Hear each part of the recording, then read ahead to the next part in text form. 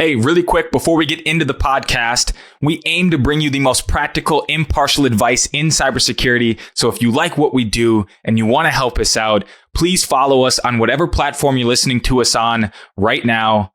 Thank you, and let's get into the episode.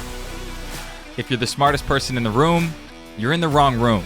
This podcast is my attempt to document lessons from cybersecurity experts who can go deeper than most on critical topics. My hope is that you use these insights to fortify your business and grow your career, and maybe one day partner with SIFT to select your next cybersecurity vendor. I hope you share and enjoy. Welcome to No BS Cybersecurity. Patrick, how are you doing, buddy? Good. Today's a good day. Weekend's almost here, so I'm looking forward to get some time off, maybe drawing some bones. Yeah, absolutely, man. I was so impressed with your background. You started off at Duo, and now you're at Nucleus. And I think, correct me if I'm wrong, but you've been on the go-to-market team since kind of the beginning of your career. Is that right? Yeah, I mean, playing a role in sales and marketing and product. So always really close to the customers. And a lot of times, most often playing a technical role. So think of like sales engineering, helping develop technical materials, documentation, really videos, anything and all things related to helping technical people use and implement products successfully. Absolutely. And being so close to the customer, as you mentioned, what are some of the challenges you saw back in 2012, 2013 that maybe still exist today? And why do you think that is?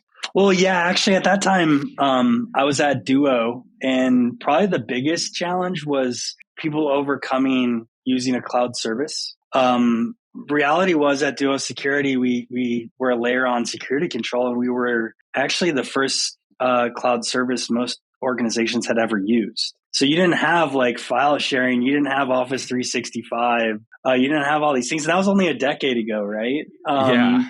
And so the biggest objection we received was, "Hey, we don't know if we can use your cloud service. Like we've never done that before, and we think it poses security risk, right?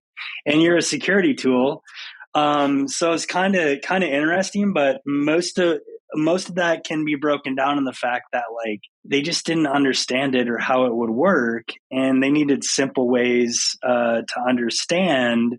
And most of what I found, actually, this ties back to some of my background, is a network diagram of how the service worked.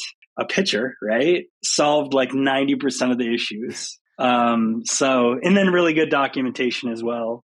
But kind of sorting when we talk about go to market, like really simple things that can help people in understanding complicated concepts or new concepts to them. Patrick, you had mentioned that creating a diagram really helped explain what you do to customers, helped overcome some of the mental hurdles of just conceptualizing what you do as a business, how you can help their company.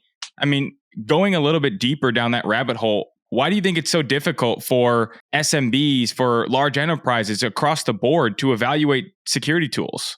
Well, yeah, first there's so many, right? And there's so many options available. And so the first thing they need to understand with a tool of any type is, what does it do? And I think there's a big problem with marketing, as marketing loves to get created. It's like practitioners need you to just explain in layman's terms, like what problem are you solving and what does the tool help accomplish and do? And so I think a combination of like using very direct termed words with visual diagrams can be a really good way to help people understand quickly, like this is how this thing works. Here's what problems it solves, like very, very simply. And I think it's unfortunate that too many times, like product companies or security companies aren't explaining things effectively or well. And there might be some explanation to like, yes, more modern technology, like as we're getting into like ML or AI, but like don't talk about ML or AI. Talk about the problem that you're actually solving and what the thing does, right?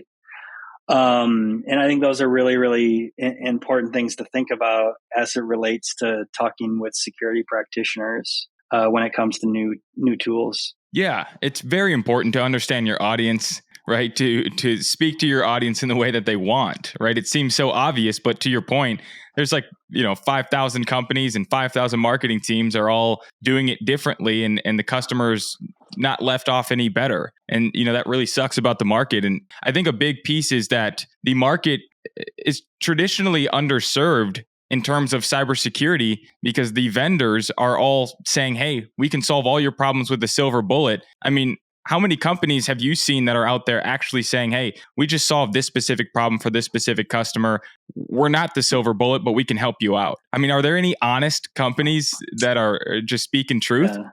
Well, I think there are. I like to think of most of the ones that I've been involved in to some extent do that pretty well. Because a lot of times I'm really involved in helping with messaging. I do look at company I'm at now, Nucleus Security, hey, we do large scale enterprise vulnerability management, right? If you're a vulnerability management team, you probably in a large enterprise, you should probably talk to us, right? That's really simple. Oh, what's our zero trust strategy? Okay, yeah, we can tie into zero trust. Great. But to say we do zero trust means absolutely nothing. Or to, use other terms we're an automation platform. You can automate anything. And so I think trying to focus on what you do, what area you're in, oh, hey, you compete in the EDR space. That helps people determine what problems you're solving and how you can help. And then sometimes you do have to create a new market category with terminology. But I think organizations try and do that by default a lot of times. And that's why we end up with a lot of marketing jargon that practitioners and security people just don't understand. Yeah, I think that's a great point. So in your experience, what's the difference between a company that creates a new market category in the right way because they're actually doing something different versus the ones that just create acronyms and things like that to pretend to differentiate themselves? Is there a clear thing that separates the wheat from the chaff? Yeah, it's a great question. So at Duo, right, there was an existing market two-factor authentication. So that made sense for us to focus on two-factor authentication, and we brought a new approach to that, right? We didn't call it next gen. Maybe we use the term modern sometimes, but we're cloud-based multi-factor authentication, really simple. And guess what? People bought our product. And later on, we started to work on developing more market categories. So we were involved in some of the early zero trust stuff that we believed, but that cascaded into marketing hype, unfortunately, across the industry. And so I think when you look at new market categories, it's are you solving an existing problem in a little bit different way? Okay, should you create a new market category for that? Maybe not. You want to capture existing, but sometimes it's hard to differentiate yourself as well. Oh, you're just another vulnerability management tool. And so I think you have to be creative, but I think a lot of that has to go back to are you talking about the problems? Are you helping people progress within their program or the area that you're in? And that's really what security organizations need to be doing, is helping navigate the noise. And that doesn't always mean that you're the best product for everyone. And I think, unfortunately, that's another problem is, everyone wants to tell every company, we're the best tool to solve for this problem. When in reality, especially at an earlier stage company, you should stay focused on where you focus on the best, which, for me at Nucleus is enterprise, which is much different than when I was at Duo when we started, which we focused down market with small businesses and serving underserved markets that didn't have type of practitioners that you serve. Yeah, 100%. And this is the No BS Cybersecurity podcast. So if there's a market category that you're willing to call BS on, what is it? Oh, market categories. I think there's generally an interest from analyst firms as well as vendors to create their own product categories. And we just need to stop. We need to stop and we need to focus in bucketing, what problems do we solve as it relates to a security framework?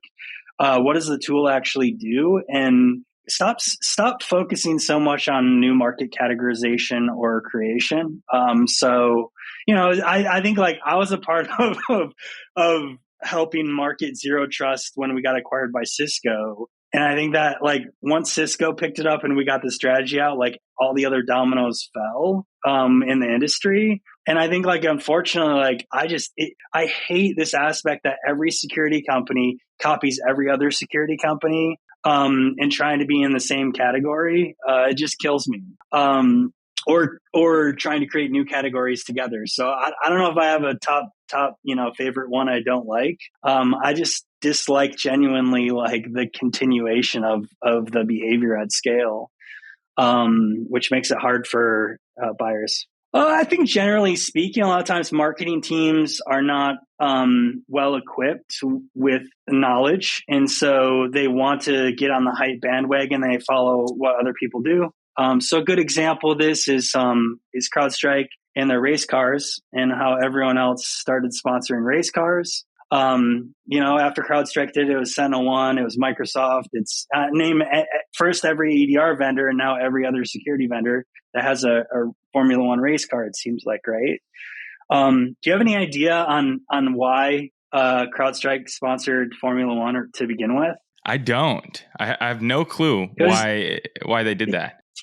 Yeah, it was because George, the CEO, was a race car driver and a fan. Like, and they had access. So, like, the ROI on that is, maybe it's a decent ROI for them. I don't know. But it's just kind of comical that it's like, well, because George liked race cars, now everyone else in the security industry goes out and sponsors a race car. Maybe that's not 100% accurate, but like you see these things, like why are we doing celebrity sponsorships in cybersecurity with people that don't even know anything about cybersecurity?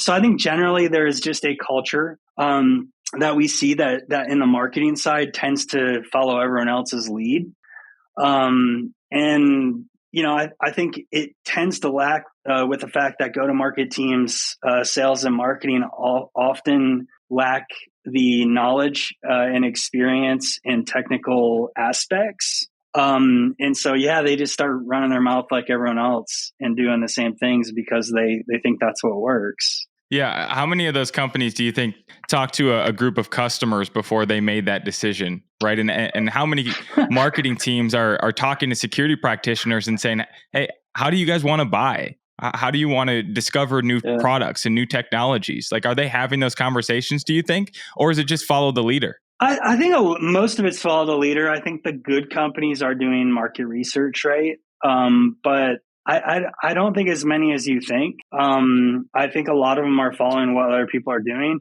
And a good example is like my data visualization works, right? Have a ton of traction and engagement from security practitioners and helping them understand vulnerability exploitation. I have the Cisco towel we created. And another security company I heard, through the grapevine, their marketing team was asked by their executive to create a towel that had a data visualization on it. Like, that just tells you how disconnected they are from like, I made it into a towel as a joke. The towel wasn't the purpose of it. It was the story behind the data visualization exploitation and why people need to realize that every product is vulnerable. And the purpose behind that, it wasn't like, let's create a beach towel. But I think that's the type of stuff we see behavior wise. It's not only marketing teams, right? But things that you hear, anecdotes and different stuff that is just kind of comical, right? Yeah, absolutely, man. And that's a good segue because you made a LinkedIn post, I believe, where you asked the question, what are you doing to face the reality that there isn't engineering capacity to resolve all the security issues identified? Or are you just accepting the risk? What did you mean? What were you talking about when you wrote that? Oh, yeah. So I think I talked to so many product security teams and vulnerability management teams, right? And the reality is all software is vulnerable. If you go to and join a company that's been around for a long time, that has legacy software, you have loads and loads of debt as it relates to security debt, and likely a lot of vulnerabilities, right? And so, the reality from a product security team and a product build perspective is you likely don't have the capacity to fix everything. You have to figure out and sort through which things to fix first, and what things to do. You're not just going to get unlimited resources. And so, I think from my perspective, and I'm trying to think back of the things people said, I don't know if you have any examples, but it's like, yeah, that's why automation in general within security becomes so important. Because the reality is we have to do things better. We have to do things more effectively. We have to use more secure code base. And there's cost to getting all these things running and changing what we've always done. But it's a real reality of what needs to happen within the product security side is, we have to make impactful change, but we also have to make decisions on what things to actually fix. Yeah. Are there any government mandates around securing applications and features and things before you ship? Or is it just the wild, wild west right now? There's the SEC accountability, we saw, which was interesting. So I think people are a little bit concerned there. There are regulations in relation to government, financial services, different industries, but like it's not explicit. So a lot of it is like general things and best practices that you should be doing. But there's generally promotion of newer ways to go about product security, secure by design, in using new code bases. But like you just don't change how you wrote Microsoft Windows overnight into a new code base. Like that's just a real reality of these things. So I think there's a lot of great intention behind best practices that organizations can start implementing, but there's certainly a lot more accountability out there. And I think some of that accountability is resulting in incidences, right? So, you look at a lot of the big breaches, for instance, like I think that's accountability in its own right now that we're seeing. But yeah, there are a lot of different compliance frameworks that require you to do certain things or suggest things, but none of them are telling you to, fix everything in all things. We are seeing more aggressive, requirements in order to take care of like high risk vulnerabilities like CISA-KEV, which was an issue from the government for federal agencies. And now you see a lot of other organizations following suit to patch those vulnerabilities as well. So, those are examples of like good regulation, good practice. But I don't think there's any perfect framework, and I don't know that we should rely on like compliance or government mandates to solve the problem. I think they're there to help. Is kind of my take there.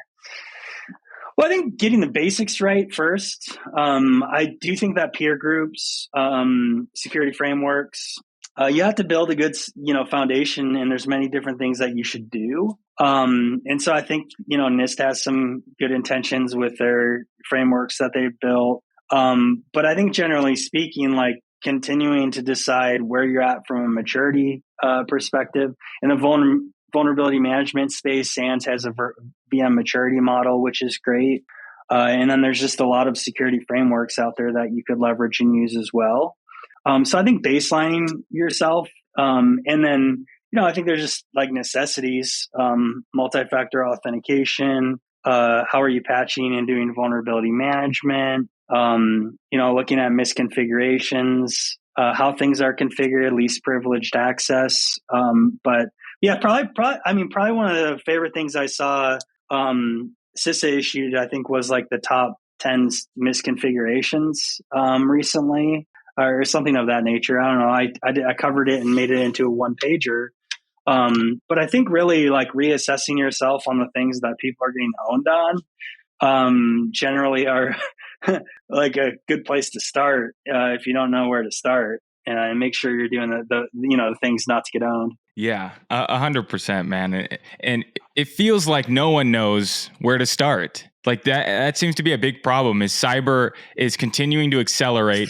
It's feeling like this unwinnable war, right? This relentless siege of alerts and detections, and you keep adding more tools, and that creates more visibility, which is great, right? We can see more, but then there's all this noise that comes from those additional tools, and there's a talent shortage, and so you can't hire fast enough and hire the right experts to manage these tools. Like, what the hell is going on, and what are businesses supposed to do? Yeah, focus on what you can control. Focus on not getting distracted with too much of the FUD.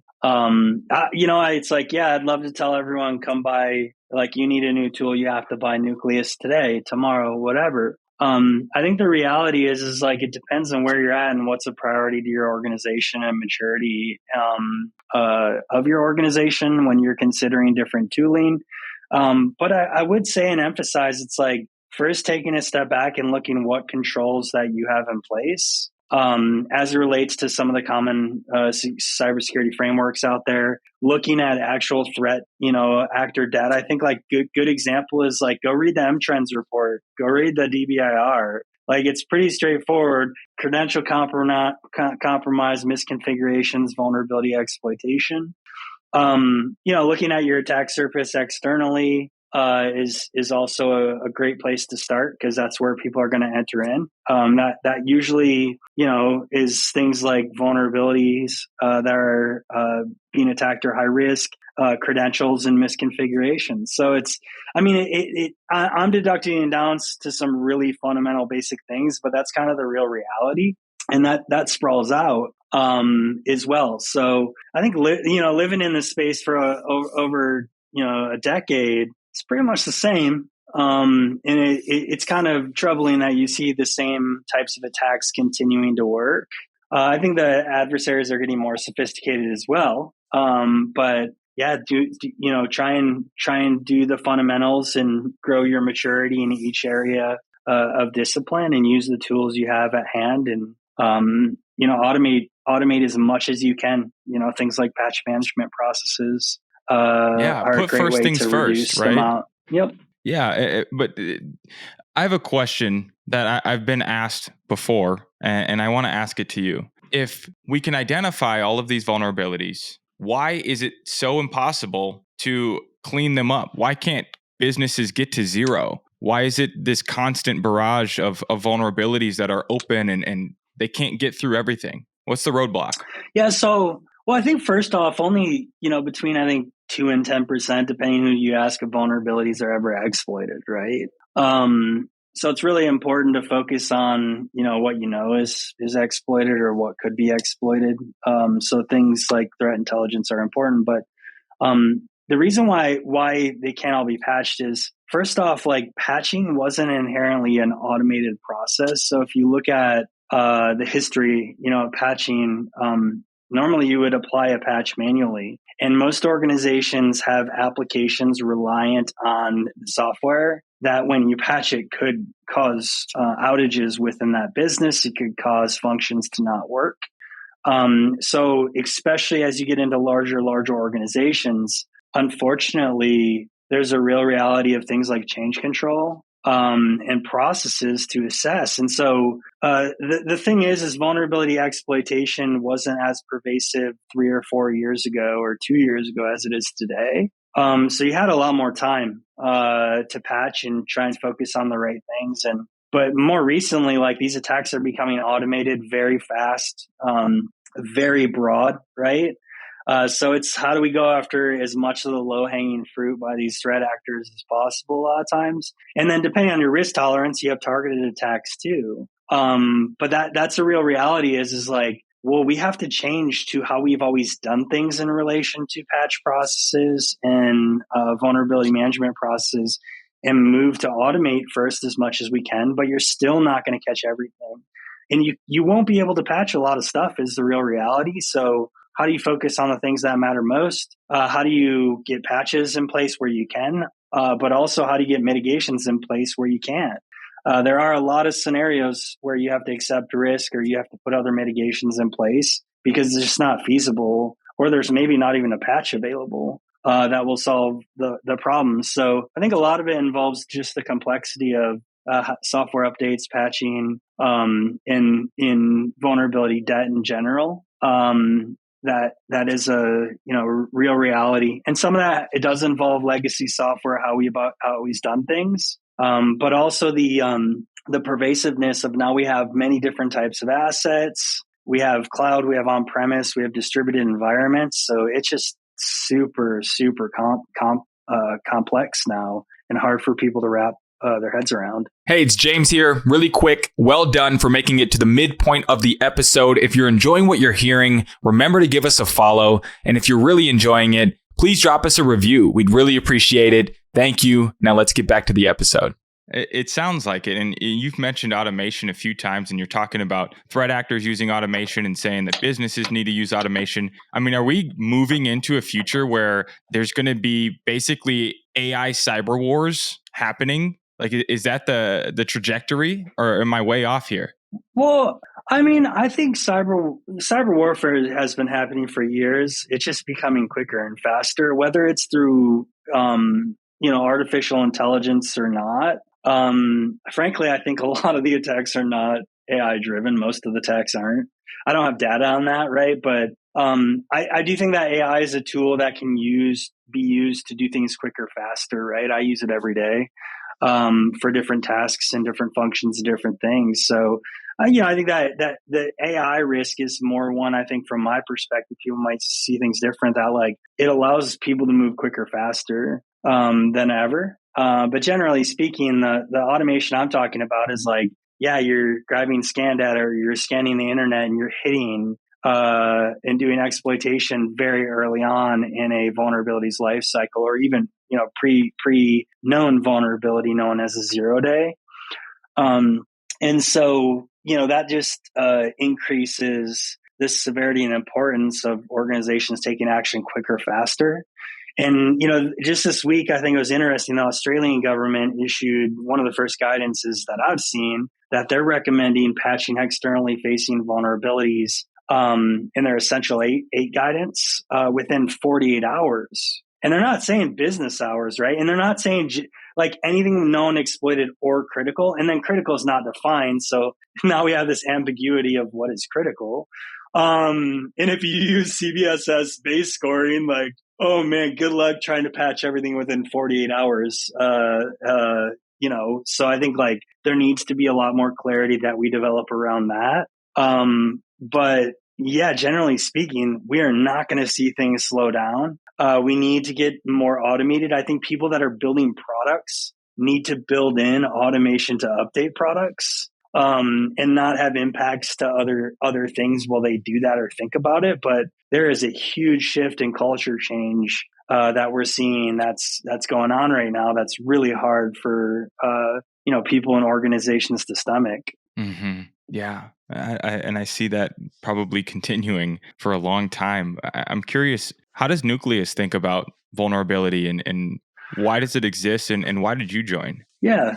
So, I mean, first off, on my part, right, when I learned about Nucleus Security, vulnerability management, oh, that's interesting. And when I talked to 10 friends, they told me the same thing a decade prior about multi-factor, like, oh, that's a market that's been around for decades. Nobody cares about it. It's been neglected. Those are all the things you actually want to hear when you join a startup that's disruptive and building newer technology, right? And so the thing that was interesting to me was, I just started to see that, some of the trends seem to start shifting towards exploitation. And I had helped build and scale up Blumira. And I was part of, kind of incident response, and same thing with Duo with MFA being sales engineer, where like we would have a customer or a prospect that has an incident, right? And they get hit with like the exchange attacks, I think of 2021, or other attacks externally facing where like they just had no fighting chance. And so it's pretty evident around 2020, 2021, the COVID time frame, right? That like external exploitation, mass exploitation became a thing.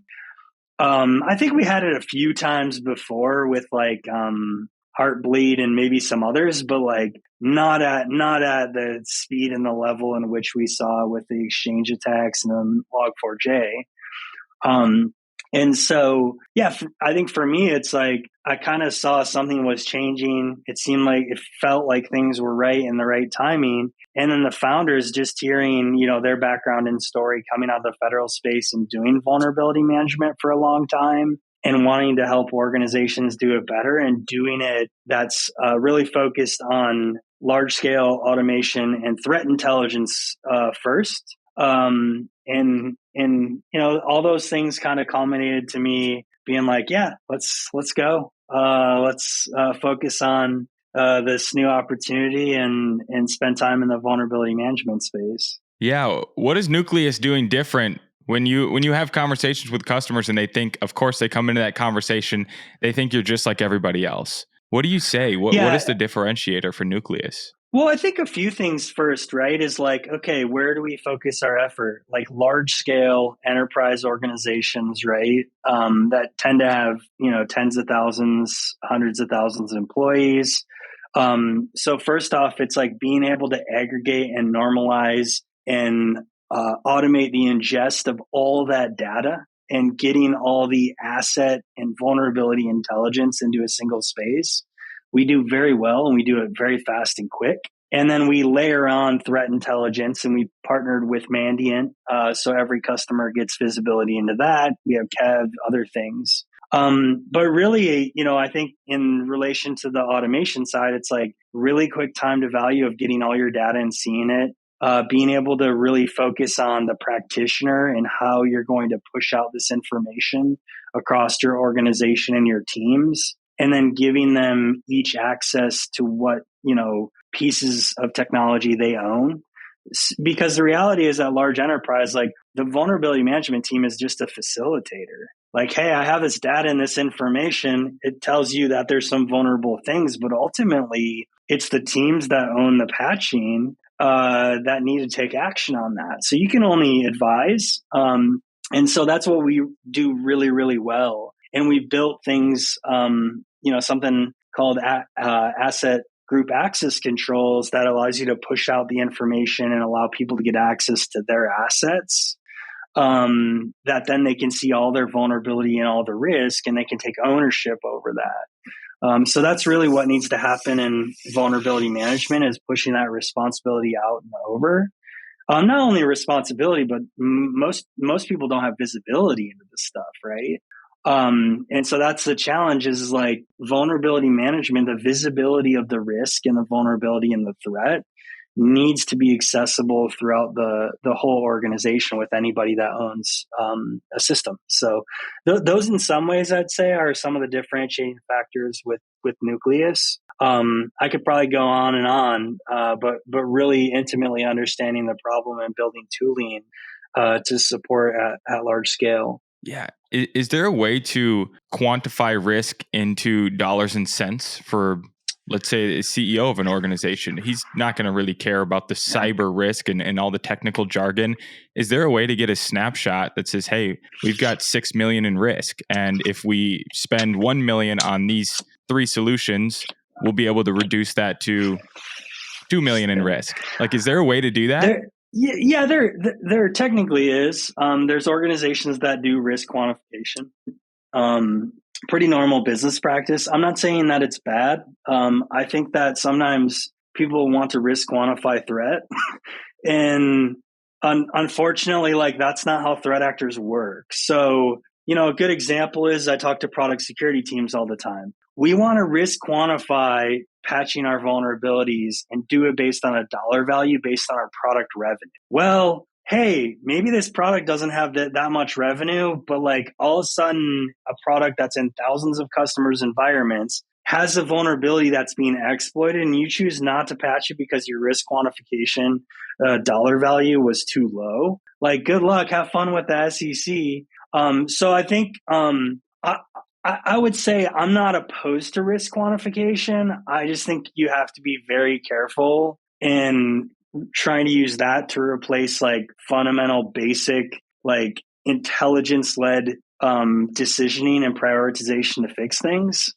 And I think people are looking for a silver bullet to do all of it in one. And I really think that's like the wrong, approach. Right? Like this is something that I'm sure people have talked about at length. And it seems to make sense on the surface when you think about how do we align cyber with business objectives more closely. Like there seems to still be a clear divide between cyber and the business objectives. And it seems like quantifying risk into dollars and cents would maybe make it more closely aligned. But to your point, that's just not how cyber works. And so it seems like there's not a bridge to...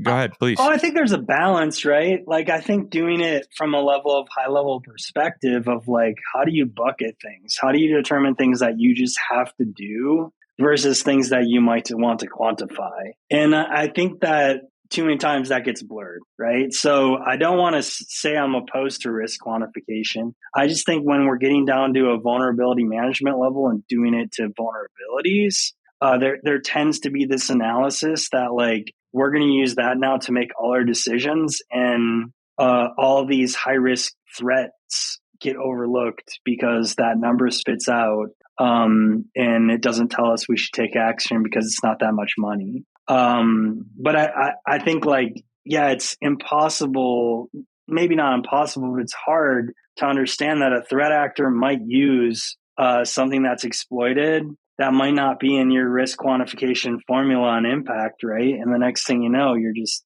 completely screwed. Yeah. Are there any incidents that have really captured your attention where you followed them closely and wanted to understand exactly what happened?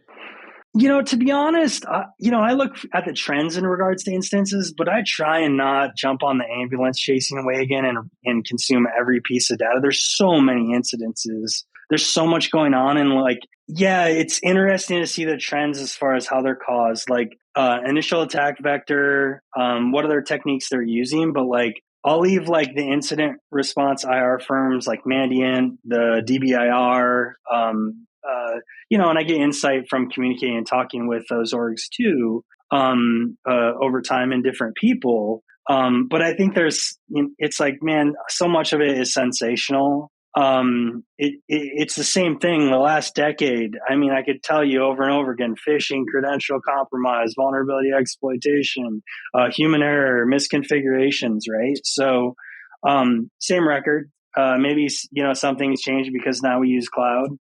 Maybe some new technologies, but I really try and stay away from like individual newest vulnerabilities. I'll pay attention to it. I'll read up, but like I want to look at more trends and what things we can do to take action at a broader level. Because reality is like fixing the vulnerability of the day is not going to solve your security program problem.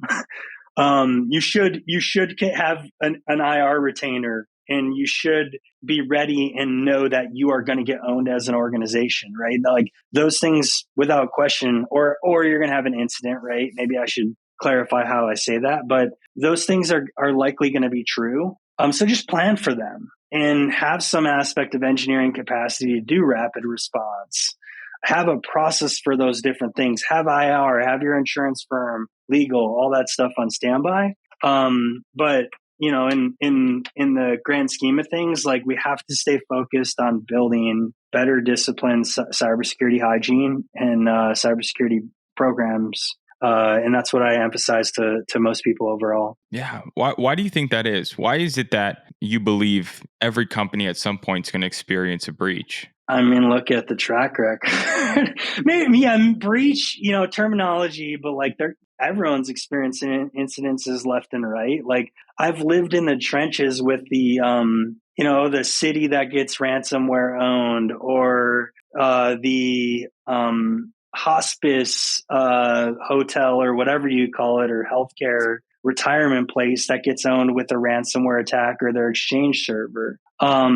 I think I've lived it so much to know it's like it's happened to everyone. If it hasn't happened to you, like you're one of the few probably at this point. And so you better have good practices and plans in place to be able to handle that, or people you can trust, right? So I'm a pretty big advocate as well for smaller organizations of how can you outsource things and have relationships that you trust that can take care of problems when these things arise. And that, like when I was at Blumira, that's 2 years ago, like a lot of what we were doing was just that. And we kind of acted, when people did have incidences, because we were doing detection and response in an automated fashion, similar to a SIM, we would be there for them. And if we didn't know how to help them navigate or get through the things, like we would have the contacts at IR firms they could get in touch with to get help. But really it's establishing, those trusted relationships, managed service providers and product companies and peers that you can go to, when you're really in a bind. Because that generally, even without security, like that's how technology has always worked, right? Like when I have an outage of my routers, I want to call someone that's an expert that can fix that if I can't fix it myself. So I don't think security in that way is really much of it any different, and we just need to treat it somewhat in how we've maybe treated IT in the past. Yeah, I think that's a big Security piece. folks aren't going to like I just said that. Which point do you think they'll double click on and push back on the most? Me saying something about being more like how IT is. No, I think security and IT is blended. We see that a lot more nowadays. And so I think, generally speaking, but some of these things that we learned a decade ago, right? I think we're relearning in security just because of the maturity of the overall industry and the pervasiveness of the challenges and problems. Yeah, it's stacking complexity on top of complexity on top of complexity. And at some point, are we going to go backwards and start thinking about simplification and how do we make this easier and easier and easier? Or do you think we've already done that? What's your take? I mean, it's been complexity. I think generally speaking, we're a society of innovation at all costs, right? And I think that organizations are trying to have better intention now as it relates to security hygiene. But we have a long way to go. And, I think like I was laughing, but Tony Turner had a prediction. Someone said, hey, 2024 predictions, I don't want to see any. And Tony Turner's comments was like, in 10 years, it's still going to all be the same. We're still going to see credential compromise. We're still going to see exploitation. We're still going to see SQL attacks, injection attacks. Like the most common things today are probably still going to be the common things a decade from now. And we're all going to be saying the same thing, which is like, why can everyone not just do the basics, right? And, that's a real just challenging reality. And I think that more people need to take it on their responsibility that like, this is not only a you problem when you don't take cyber hygiene seriously, like this is becoming a national security issue. I think that's a real reality is like, we are going to continue to see, cyber warfare probably be the predominant approach, nation states take, and bad actors take, for the foreseeable future. I don't see much of that changing. And we all, as citizens of U.S. Or wherever you are, country-wise, it's our responsibility to help contribute even to national security by doing things like keeping our own company secure, by building secure products, and by building trusted relationships and holding accountability with those relationships as well. So think about supply chain and vendor.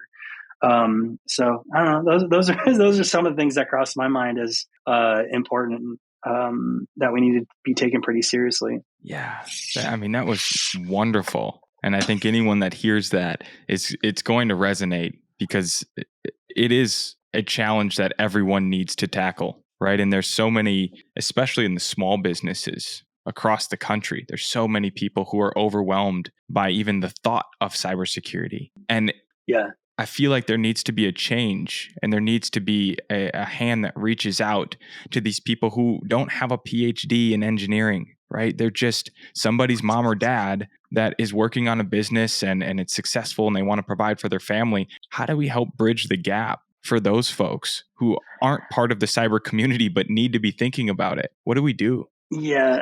Well, number one, like you can't force people to want to think about cybersecurity. So I do think that awareness campaigns, I'm a little bit biased, but like October Cybersecurity Awareness Month, I think is a joke.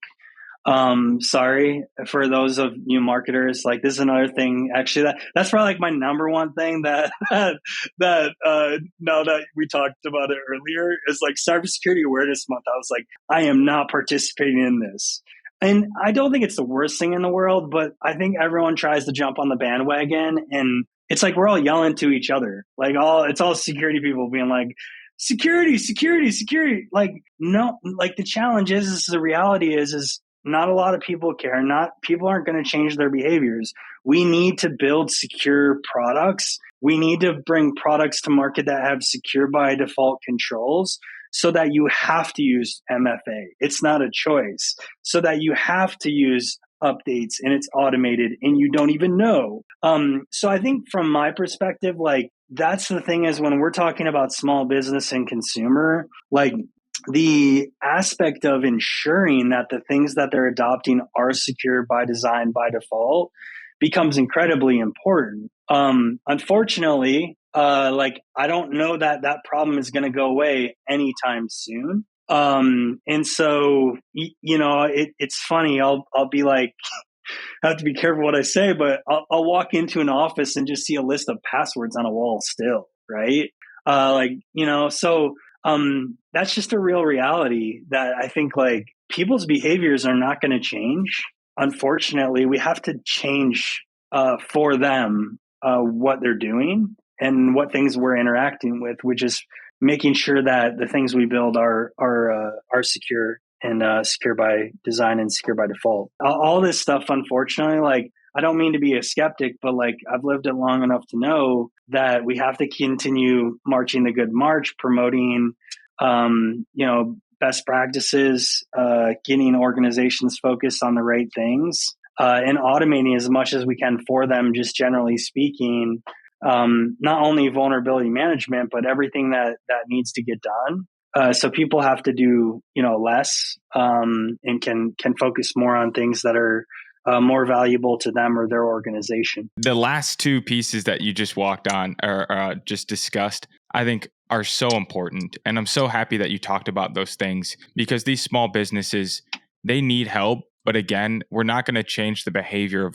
millions and millions of business owners. It really has to come from the people who understand what's going on and who can actually make changes into their products, into that secure by design mindset. Like that's how we're going to help these people the most. It's not building more tools for these people. It's not building all these, hyper focused on small business owners and now you can manage your whole posture. Like if we actually want to make a change, it's got to start at the top and it's got to start with the big technology companies and the government and the big groups that are saying, hey, this is what we think and how we need to build the future of cyber and having that buy-in from the whole community. And if you ever are running for any position in politics and preaching cyber, I'm voting for you 10 times out of 10. Oh, man. I don't know if I'll ever have a political career, but I appreciate it.